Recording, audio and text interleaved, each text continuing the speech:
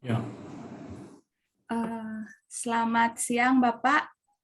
Perkenalkan, saya Niwayan Emma Permatasari, mahasiswa PPG kategori 2, PGSD kelas 007, ingin mengadakan wawancara terkait hasil eksplorasi penyebab masalah yang Tiang hadapi di sekolah. Sebelumnya, bisa Bapak memperkenalkan diri terlebih dahulu. Baik, terima kasih Ibu Saudara Emma, Niwayan Emma Permatasari.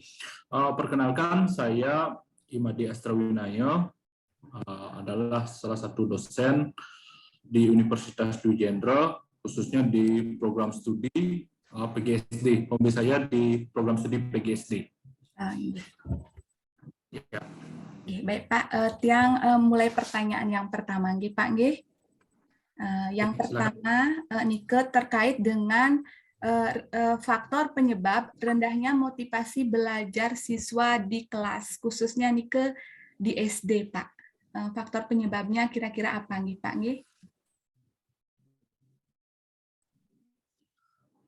Pada umumnya, kalau berbicara tentang motivasi, itu kan biasanya motivasi itu disebabkan oleh dua faktor, yaitu faktor internal dan faktor eksternal. Nah, kalau dari faktor internalnya, ini biasanya disebabkan oleh cita-cita siswa atau siswa kurang memahami tujuan atau cita-cita yang ingin dia capai. Itu menyebabkan motivasi belajar siswa itu rendah. Terus berikut itu adalah kondisi baik itu fisik ataupun rohani, ya. Kerohanian dari siswa itu juga mempengaruhi motivasi siswa. Sedangkan kalau dari faktor eksternalnya, ini biasanya disebabkan oleh lingkungan keluarga, lingkungan sekolah, pertemanan, ini juga mempengaruhi motivasi belajar siswa.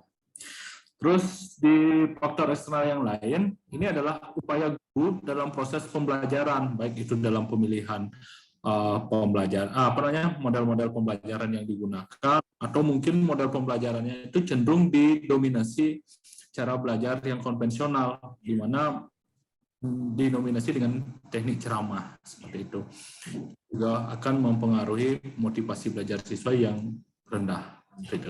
Baik, Pak. Selanjut ke pertanyaan kedua, Pak. Ini terkait dengan masalah di sekolah Tiang itu peserta didik belum memiliki literasi membaca yang baik. Karena kebetulan Tiang mengajar di kelas 2 nih, Pak. Nah, mungkin kalau terkait dengan literasi dan numerasi, ini sering sekali menjadi permasalahan, bahkan ini menjadi sebuah permasalahan nasional sebenarnya. Makanya arah kebijakan dari pemerintah, khususnya program Merdeka Belajar ini kan memang untuk goalnya adalah mampu mencapai kemampuan literasi dan numerasi siswa itu sendiri. Nah, di beberapa artikel dan pengalaman nyata yang pernah saya lihat, itu penyebab dari rendahnya kemampuan literasi dan numerasi siswa itu disebabkan karena pembelajaran yang kurang kontekstual, di mana siswa diajarkan tentang membaca, tetapi dia tidak bisa mengolah apa yang telah dibaca itu sebagai bahan informasi, hanya sekedar dibaca begitu saja. Nah, itu sebagai faktor penyebab. Yang kedua, pemilihan bahan bacaan ini juga mempengaruhi terhadap kemampuan literasi membaca. Terus yang ketiga itu biasanya adalah pengembangan potensi kemampuan membaca dan numerasi ini kurang diperhatikan oleh guru. Ini juga sebagai penyebab salah satu rendahnya literasi dan numerasi siswa. Karena sering sekali terkait dengan membaca itu hanya sekedar diajarkan menghafal huruf, begitu juga tentang numerasi, siswa itu hanya diajarkan bagaimana menulis angka seperti itu saja tanpa memahami makna atau tujuan dari atau pemanfaatan dari membaca atau menulis angka tersebut seperti itu. Oke. Baik Pak. Kemudian yang ketiga itu terkait masalah relasi atau hubungan komunikasi antara guru dan orang tua itu masih terbatas di sekolah saya nih ke. Faktor penyebabnya kurang komunikasi nih ke. Menurut Bapak apa nih? Nah, pertama kalau berbicara penyebab dari rendahnya komunikasi antara guru dan siswa, antara guru ya dengan orang tua, ini tidak terlepas dari kesibukan orang tua, apalagi di era sekarang ini kan sebagian besar orang tua itu disibukkan dengan beberapa hal dengan kesibukan sehari-hari. Ini juga sebagai faktor penyebab kurang atau rendahnya komunikasi. Atau berikutnya itu adalah orang tua itu kurang perhatian terhadap perkembangan dari anak itu sendiri atau siswa itu sendiri. Nah, itu juga menyebabkan kurang komunikatif antara guru dan siswa, antara guru dan orang tua. Ya, yang ketiga ini faktor kemampuan, ya, kemampuan komunikasi dari orang tua itu juga sendiri. Jadi dia misalnya terbatas, ya hanya bisa komunikasinya hanya lewat langsung, ya harus langsung. Jadi tetapi di sisi lain dia memiliki kesibukan. Nah, jadi ini akan terbentur sekali untuk melakukan komunikasi. Nah, kalau orang tua itu memiliki kemampuan dalam hal menggunakan alat komunikasi berupa HP atau yang lain sebagainya, ini akan membantu sekali. Nah, terus tidak hanya itu, terkadang guru juga memiliki hambatan biasanya. Nah, di mana orang tua itu terlalu oper komunikatif, segala hal dilakukan kepada gurunya. Nah, kadang-kadang ini juga mempengaruhi guru itu agak sedikit dalam tanda kutip malas.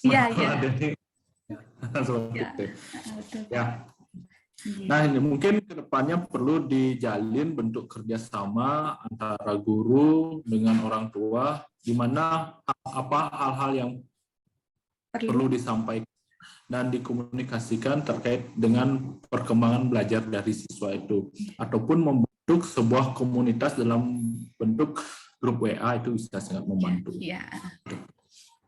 Itu sudah diterapkan, cuman Nike kadang-kadang ada miskomunikasi, bilangnya jemput seperti beberapa hari lalu, jemput jam 1, anaknya jam 3 baru dijemput. Jadi kan... Nah, Nika karena faktor kesibukan juga menyebabkan Nika. Kadang ya. Selanjutnya Pak Nggih, terkait dengan ini, guru belum maksimal dalam mengimplementasikan model-model pembelajaran inovatif di dalam kelas. Nah, ini sebenarnya menjadi sebuah kebiasaan, ya, di mana guru merasa kurang mengajar atau kurang memberikan pembelajaran kalau dia tidak dapat berceramah. Selain itu juga kemampuan pemahaman guru terhadap model-model pembelajaran inovatif itu juga masih terbatas, sehingga dalam penggunaan model-model pembelajaran inovatif ini juga cenderung belum bisa dilakukan secara optimal. Jadi sehingga pembelajaran itu masih didominasi oleh ceramah itu sendiri. Lebih banyak ceramah daripada ceramah. Langkah-langkah modelnya itu diterapkan, Pak Nggih. Ya. Nah, kadang-kadang kalau di RPP itu sudah mencantumkan model-model pembelajaran yang inovatif, tapi pada prakteknya sering masih kembali ke metode yang konvensional, yaitu ceramah. Lebih banyak ceramah. Metodenya tidak digunakan, ya Pak ya. Saya juga begitu kadang-kadang. Saya yakin kalau Mbak Emal udah lebih bagus dari itu. Waktu kadang-kadang Pak, kesibukan dengan administrasinya juga kadang-kadang kan mempengaruhi. Ya, memang seperti itu kendala di apa namanya, di dunia pendidikan kita itu memang terlalu banyak administrasinya. Ternyata kita belum merdeka sepenuhnya dalam hal seperti itu. Kita belum diberikan keleluasaan atau fleksibilitas dalam hal administrasi. Padahal mengajar bagus, tapi dituntut persiapan ini gitu, jadi fokusnya berkurang, Pak. Baik, terima kasih. Lanjut ke pertanyaan ke-6, Pak. Ini terkait dengan pembelajaran HOTS. Jadi pembelajaran di kelas itu belum sepenuhnya berbasis HOTS, Pak. Faktor penyebabnya itu apa, Pak? Kira-kira? Nah, yang sering terjadi, kenapa guru itu belum melaksanakan pembelajaran HOTS? Ini berdasarkan wawancara dengan beberapa guru. Itu pertama, guru itu belum memahami dalam mencari dan mencocokkan penggunaan kartu kerja operasional itu dalam bentuk soal HOTS. Nah, ini juga sering menjadi kendala. Dan faktor yang kedua itu adalah HOTS, ya, soal HOTS itu identik dengan soal yang sulit. Padahal bukan soal yang sulit, ya, tetapi soal yang bagaimana melatih siswa untuk mampu menganalisis suatu permasalahan sehingga dilatih cara berpikirnya seperti itu. Bukan sekedar 1 tambah 1 2 gitu, jadi lebih ke soal cerita-cerita gitu, Pak. Misalnya seperti ini, kan di soal IPA misalnya, Andi membeli 2 ekor burung, ya, jenis burung, 2 jenis burung ini berbeda. Nah, terus yang satu, yang burung A, anggaplah burung A diberikan biji-bijian, itu dimakan dengan lahap oleh burungnya. Terus biji-bijian ini juga dikasih ke burung B, ternyata tidak mau dimakan. Nah, kira-kira kenapa hal ini bisa terjadi? Nah, itu kan termasuk HOTS. Iya. Menganalisis. Belum memikirkan. Ya. Kemudian ditunjukkan dengan gambar. Kira-kira mengapa bisa seperti ini? Ya, ternyata burung A itu adalah burung pipit, sedangkan burung B itu burung elang. Nah, di sana disuruh memikirkan bentuk paruhnya seperti apa. Bentuk kakinya seperti apa. Nah, di sana kita mengetahui, ternyata kalau bentuk paruhnya seperti ini, dia termasuk pemakan biji-bijian. Kalau bentuk ini pemakan daging, seperti itu. Nah, terus terkadang sebenarnya itu tidak harus di semua KD digunakan.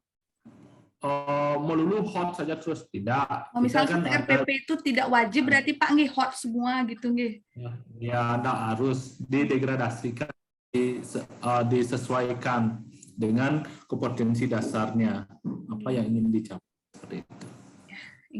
Ya. Baik Pak. Kemudian pertanyaan terakhir nih Pak terkait dengan masalah ini ada kelewat, berarti lagi 2. Ini lagi terkait dengan masalah penggunaan teknologi, yaitu guru belum maksimal memanfaatkan teknologi atau TIK di dalam proses pembelajaran. Nah, kalau di sekolah Tiang itu yang kebanyakan sih yang umurnya sudah agak tua gitu, biasanya jarang maksimal penggunaan teknologi. Faktor lainnya nih ke apa, Pak? Ya, nah Niki, kalau berbicara tentang teknologi, kemajuan teknologi itu merupakan memang sebuah keniscayaan. Jadi tidak mungkin kita terhindar dari kemajuan sebuah teknologi, karena perkembangan teknologi setiap tahun itu pasti ada perkembangan terbarunya. Nah, mungkin beberapa faktor penyebab mengapa pembelajaran itu belum memanfaatkan teknologi di kelas. Pertama tidak ada akses. Ini kita tidak memungkiri beberapa wilayah di Indonesia itu memang belum memiliki akses yang memadai terkait dengan keberadaan teknologi ini, teknologi informasi komunikasi ini. Terus yang kedua, adanya sarana pendukung itu kurang. Ya, kalau sarana pendukung, kalau di SD yang saya lihat itu kesediaan terhadap sarana pendukung seperti laptop itu masih jumlahnya terbatas. Bahkan satu laptop untuk 2 orang siswa. Ya. Belum lagi sama gurunya belum memiliki laptop, ini susah. menjadi masalah. LCD biasanya kalau di guru LCD-nya Pak. Apa proyektor? Ya.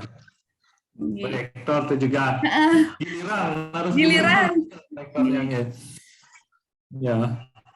Nah, terus yang ketiga menurut saya itu adalah pembelajaran yang dilakukan itu tidak diintegrasikan dengan penggunaan TIK, tetapi dengan adanya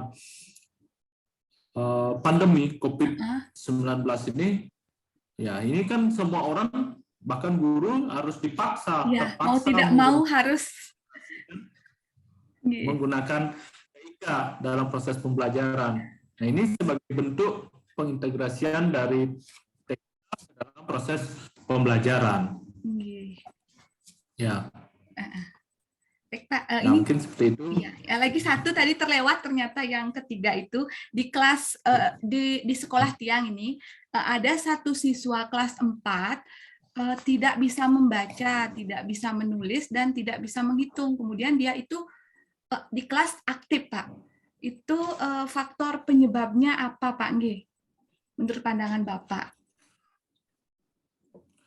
Nah, biasanya keterlambatan siswa dalam hal membaca, menulis, dan berhitung itu pada umumnya disebabkan oleh, pertama, karena faktor motivasi yang rendah dari siswa itu, terus yang kedua, karena perhatian dari orang tua untuk membimbing anaknya, dan guru juga memiliki peran penting di sana untuk membimbing, bahkan membutuhkan waktu ekstra untuk memperhatikan anak yang terlambat ini. Makanya di sini peran guru itu sangat sentral sekali, sangat penting sekali dalam membimbing anak ini untuk mencapai hasil belajarnya itu sendiri, sehingga mencapai bisa menulis, membaca, dan berhitung.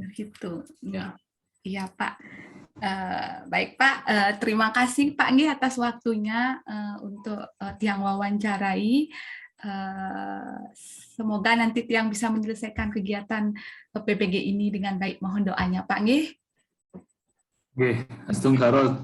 Ya, selamat ya, Bu Emma. Nggih, terima kasih, Pak Astre. Ya. Ini yang stop record dulu, nggih. Nggih.